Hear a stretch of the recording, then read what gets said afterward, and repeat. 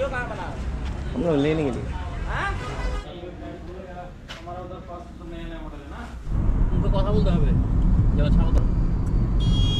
তো হ্যালো বন্ধুরা, চলে এসেছি আজকে একটা নতুন ভিডিও নিয়ে আপনাদের সামনে। আজকের আমার ভিডিও হবে কোনো মেকানিক্যাল ভিডিও নয়, আজকে আমার ব্লগ ভিডিও হবে।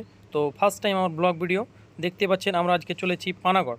তো পানাগড় যাওয়ার উদ্দেশ্য হলো আমাদের যে অনেক বন্ধুরা বলেছে নাকি পানাগড়ে কাটাই ট্র্যাক্টরের মাল পাওয়া যায়। তো আজকে আমরা পানাগড়ে গিয়ে দেখব কাটাই ট্র্যাক্টরের মাল পাওয়া যায় কিনা, আর কী গাড়ির মাল পাওয়া যায় সেটাও আপনাদেরকে দেখাবো। কী রেট আছে না আছে সমস্ত জিনিস আপনাদের সামনে তুলে ধরবো। তার জন্য পুরো ভিডিওটাকে স্কিপ না করে দেখতে থাকুন। তো আমরা যাচ্ছি 4 বন্ধু মিলে। তো আমাদের ফার্স্ট রুট হচ্ছে মোরগ্রাম থেকে যাব নলাটি রামপুরহাট।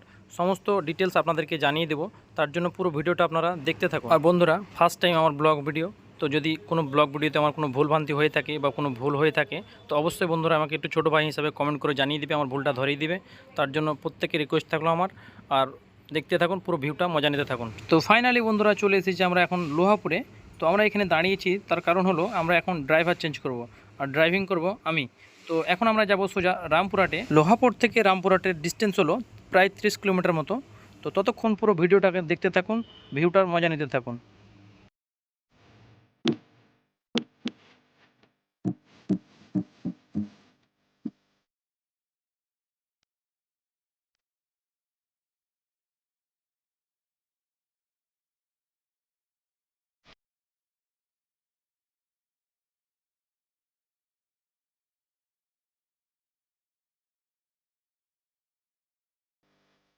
তো বন্ধুরা, দেখতে দেখতে আমরা এখন নলাটি পার করে ফেলেছি।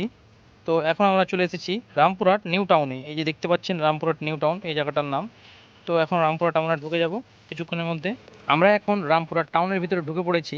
তো অন্য দিনের মতো রামপুরহাট টাউনের ভিতরে আজকে জ্যাম নেই, আমাদের নসিব ভালো, তার জন্য আজকে খুব একটা জ্যাম নেই। দেখতে পাচ্ছেন পুরো ফাঁকা ফাঁকাই রয়েছে। তো আমরা এখন রামপুরহাট বেরিয়ে সোজা যাব সাঁইথিয়া। মল্লালপুর হয়ে সাঁইথিয়া যাব। রামপুরহাট থেকে মল্লালপুরের ডিস্টেন্স হলো প্রায় 16 কিলোমিটার মতো।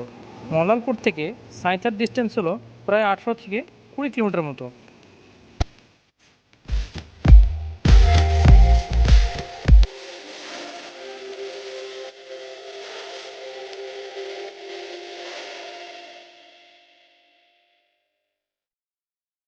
যেতে যেতে এক ভাইয়ের দৃশ্য দেখে মাথায় হাত। এই যে দেখতে পাচ্ছেন এই বাইকওয়ালা প্রায় 8 থেকে 10টা ছাগল একটা বাইকের মধ্যে চাপিয়ে নিয়ে যাচ্ছে। দেখেই তো কষ্ট লাগছে, তাহলে ভাবুন তো ওদের কতটা কষ্ট হয়। তো যাই হোক, এখন যাব আমরা মোহাম্মদবাজার। মোহাম্মদবাজার যেতে যেতে অনেক সুন্দর সুন্দর ভিউ আছে, সেগুলো আপনারা দেখতে থাকুন।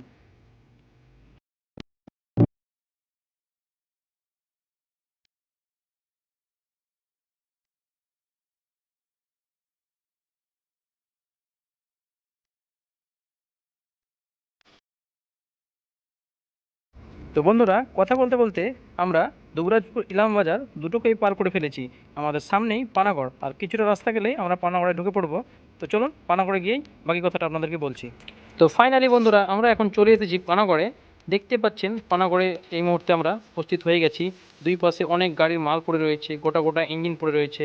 দেখতে পাচ্ছেন প্রচুর প্রচুর গাড়ির মাল, বড় গাড়ি, জেসিবি, পকলেন, সমস্ত গাড়ির মাল এখানে একদমই গোটা গোটা পেয়ে যাবেন, কোনো চাপ নেই। যত রকম মাল নেবেন সমস্ত মালই একদমই কম দামের মধ্যে পেয়ে যাবেন। তো আমরা এসেছি এখানে ট্র্যাক্টরের মালের জন্য, ট্র্যাক্টর পার্টসের জন্য। তো চলুন যেখানে ট্র্যাক্টর পার্টস পাওয়া যাবে সেখানে গিয়ে আপনাদেরকে দেখাচ্ছি। ততক্ষণ ভিডিওটা দেখতে থাকুন।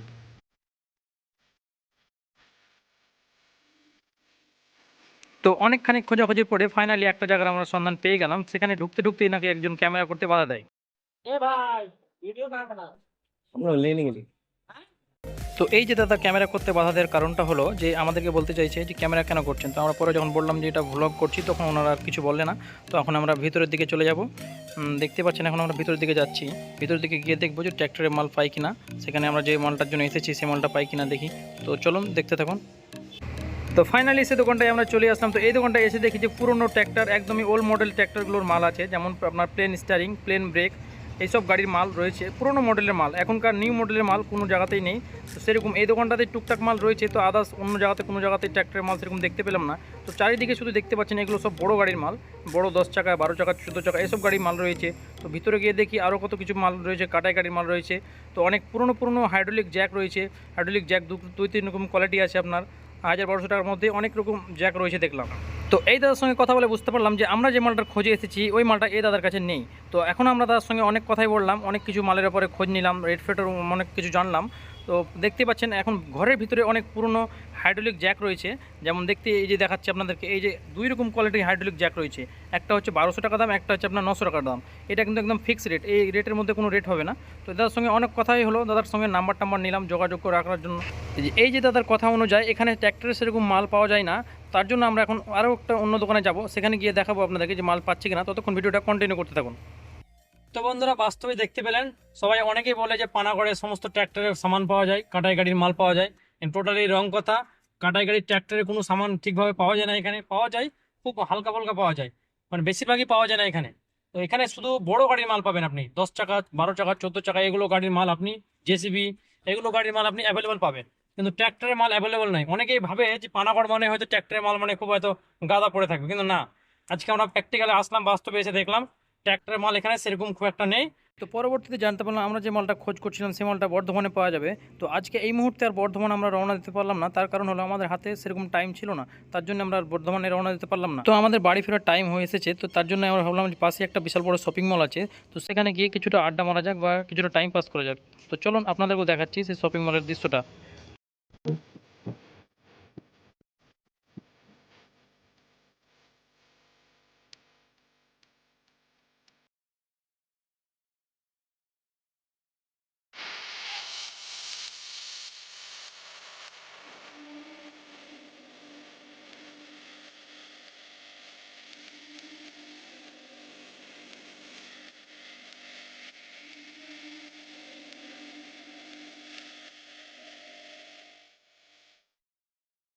তো বন্ধুরা শপিং মল অনেক ঘোরাঘুরি করার পরে সোজা বাড়ি চলে এসেছিলাম।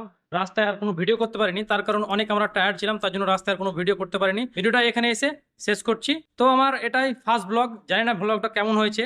যদি কোনো ভুলভ্রান্তি হয়ে থাকে তো অবশ্যই কমেন্টে আমাকে জানিয়ে যাবেন। আর আমার ব্লগটা দেখে যদি ভালো লাগে তো অবশ্যই লাইক কমেন্ট শেয়ার করতে ভুলবেন না। ভিডিওটা পুরো দেখার জন্য সকল বন্ধুদের জানাই মন থেকে ধন্যবাদ।